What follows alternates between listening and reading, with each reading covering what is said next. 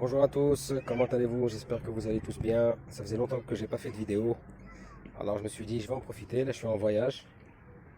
Et je me suis posé dans un parc tranquille. Voilà, avant le coucher du soleil. Alors bon, j'ai pas mal de questions, j'ai reçu pas mal de questions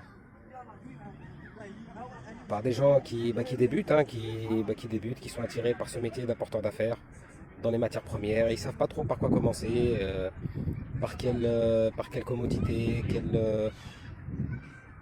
où trouver les clients, la manière de les chercher, comment parler avec eux, est-ce qu'on doit parler anglais, est-ce que c'est indispensable. Alors je voulais faire une petite vidéo pour essayer d'éclairer un maximum.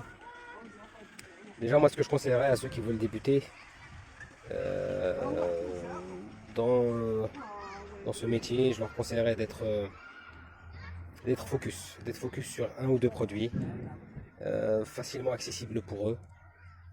Et donc ceux qui ont la chance d'habiter en Afrique, en Amérique du Sud, en Asie et même dans certains pays d'Europe où il y a beaucoup de matières premières ou de produits accessibles, je leur conseillerais de sourcer des produits qui sont autour d'eux et qui sont exportés, qui sont exportables et qui sont assez demandés dans le monde. Bon, en Afrique, c'est pas ce qui manque. Voilà, que ce soit dans les produits agricoles, que ce soit dans les métaux, les minerais, il y a de quoi faire. Il y a quand même de quoi faire. Et ensuite, en Asie, c'est pareil, ils ont pas mal de produits qui peuvent exporter. Le riz, certains types de sucre, euh, des minerais aussi, des minerais de fer. Donc il y a pas mal de choses quoi. Donc je pense que la meilleure des solutions ce serait ça, de commencer par un produit facile à trouver à côté de chez soi. Et donc ce produit-là, il faut le connaître. Il faut apprendre à le connaître, les spécifications, quel type de demande, euh, la manière dont il est exporté. Est-ce qu'il est exporté par voie maritime? Est-ce qu'il peut être exporté par avion?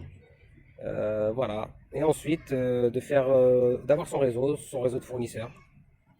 D'avoir son réseau de fournisseurs, aller les visiter, leur rendre visite, leur poser des questions.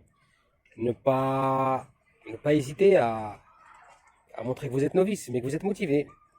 D'ailleurs, je vois pas pourquoi un vendeur ne vous aidera pas à développer ses ventes. Par contre, il faudra faire le minimum d'erreurs possible. Et les plus grandes erreurs qu'on retrouve, c'est les erreurs dans le choix des acheteurs, dans comment on check les acheteurs, comment on peut être sûr qu'un acheteur va performer. Est-ce qu'il a les fonds? Et quand bien même il a les fonds, est-ce qu'il va acheter? Je sais que ça peut vous paraître bizarre. Il y a des gens, il y a des acheteurs, ils ont les fonds, mais ils vous les montrent, hein, il n'y a pas de problème, vous les montrez à votre vendeur. Voilà, j'ai les fonds. Mais c'est pas pour acheter, c'est pas eux qui vont acheter. Voilà. Ils veulent juste avoir une cote, avoir tous les éléments. Et au dernier moment, ils passeront ça à leur acheteur final. Vous voyez ce que je veux dire? Donc voilà. Et moi, c'est vraiment la méthode que je conseillerais aux débutants. Trouver un produit assez facile à trouver autour de soi. En numéro 2, trouver deux ou trois vendeurs. D'accord? Alors évidemment, deux ou trois vendeurs. Pourquoi? Parce que parce qu'évidemment, chaque vendeur comment dirais-je, à ses capacités, ses quantités, à ses propres termes. Par exemple, il y en a qui voudront vendre que ex-work, par exemple, c'est-à-dire à l'origine. Ils ne voudront pas ramener le produit au port, par exemple. Ils ne voudront pas le vendre FOB.